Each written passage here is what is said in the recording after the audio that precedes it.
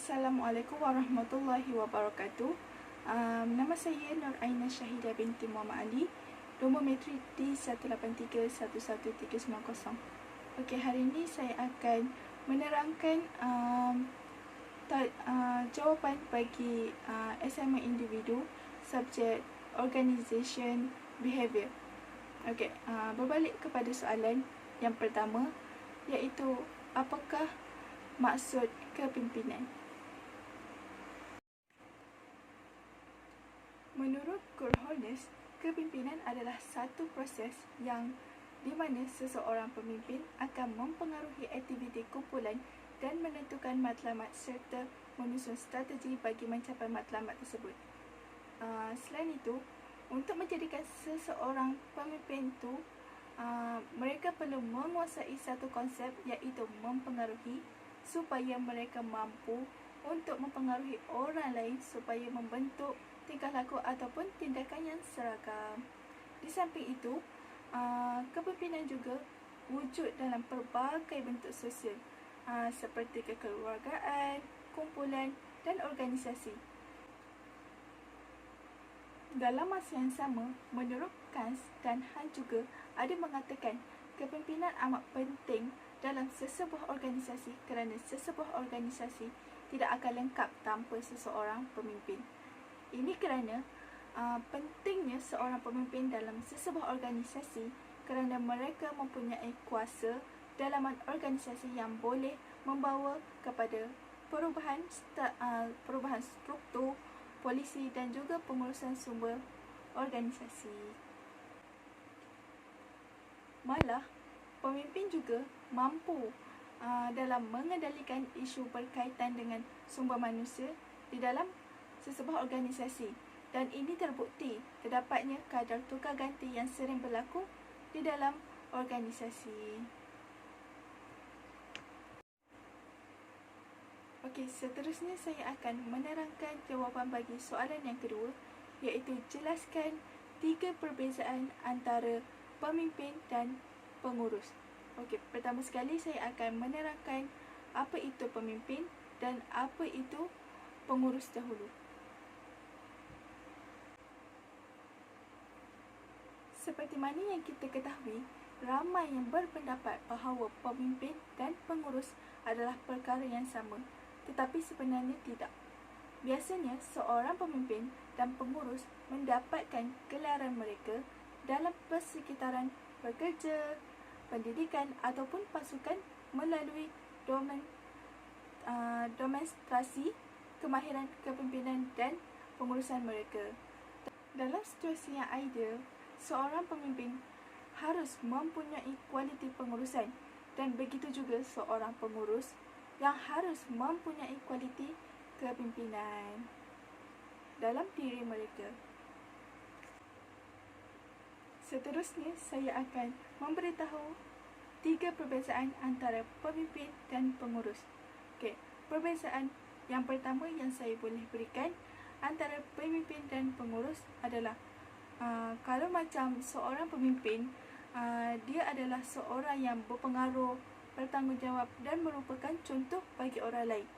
Kalau untuk seorang pengurus pula, dia adalah seorang yang mengurus dan bertanggungjawab untuk aspek penting seperti pekerjaan, projek ataupun pasukan. Kalau perbezaan yang kedua yang boleh saya berikan antara pemimpin dan pengurus adalah, kalau seperti pemimpin, dia adalah orang yang memimpin dalam satu kumpulan dan memilih untuk melakukan yang terbaik dengan kemampuannya sendiri, dengan membantu orang lain melakukan perkara yang sama. Tidak seperti pengurus, mereka mempunyai tanggungjawab yang berbeza berdasarkan apa yang mereka lakukan dan siapa yang mereka uruskan. Mereka juga mempunyai keupayaan untuk mewakilkan dan melaksanakan rancangan untuk perniagaan ataupun pasukan mereka sendiri. Dalam satu pasukan, sekolah ataupun persekitaran profesional, pengurus yang berjaya harus memiliki kedua-dua sifat pengurus dan kepimpinan. Malah, ada juga sesetengah yang melihat pemimpin dan pengurus ini adalah berbeza kerana pemimpin cenderung kepada menangani isu peribadi, kumpulan, sedangkan pengurus menguruskan tugas dan projek tetapi bukannya orang. Di samping itu, pengurus percaya bahawa mereka dianggap unggul dan mempunyai orang bawahan mereka.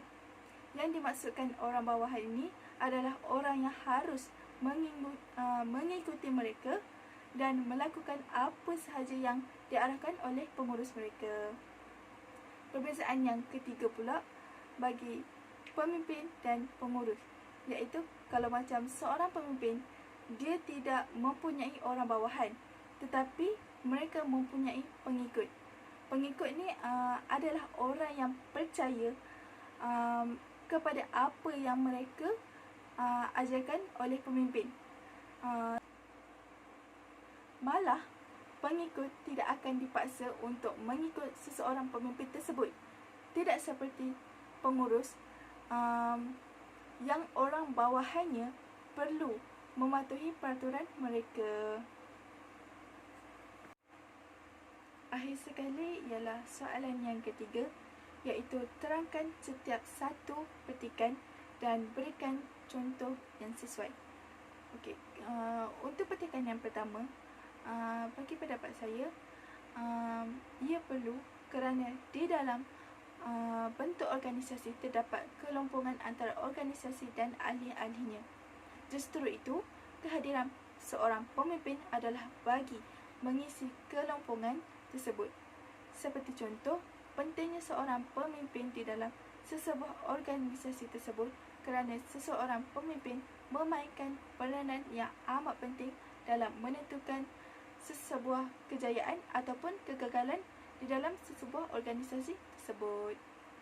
Untuk petikan kedua pula, ini kerana di dalam sesebuah organisasi perlunya seorang pemimpin yang bersifat beribawa, kerana dengan adanya ia mampu untuk menghadapi perubahan dan mendepani kenyataan serta berani untuk memikul tanggungjawab untuk mencipta masa depan yang lebih sejahtera.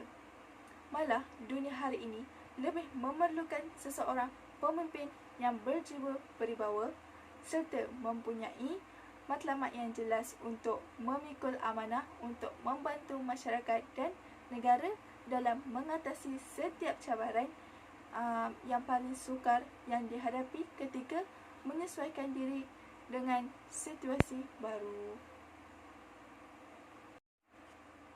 Untuk jawapan petikan yang ketiga pula ialah kerana pemimpin mempunyai kuasa dalam organisasi yang membolehkan ia membawa kepada perubahan struktur, polisi dan pengurusan sumber organisasi, sekaligus dapat membawa sesebuah organisasi tersebut yang diterajui ke arah kecemerlangan. Seperti contoh, seorang pemimpin dalam organisasi tersebut dapat membawa idea-idea baru untuk mencemerlangkan sesebuah organisasi tersebut. Akhir sekali, untuk jawapan bagi petikan yang keempat ialah kerana terdapatnya kadar tukar ganti yang sering berlaku di dalam sesebuah organisasi. Oleh itu, pemimpin perlu mengambil satu tindakan yang secepat mungkin untuk mengatasi sesuatu masalah tersebut. Seperti contoh, seorang pemimpin harus menyelesaikan salah fahaman antara pekerja dengan organisasi akibat wujudnya ketidakstabilan pengurusan sumber manusia. Ini kerana pentingnya seorang pemimpin diperlukan untuk berunding di dalam isu-isu kemanusiaan di dalam organisasi tersebut untuk mengelakkan perkara tersebut berlaku. Itu saja daripada saya. Sekian, wabillahi taufiq wa hidayah. Wassalamualaikum warahmatullahi wabarakatuh.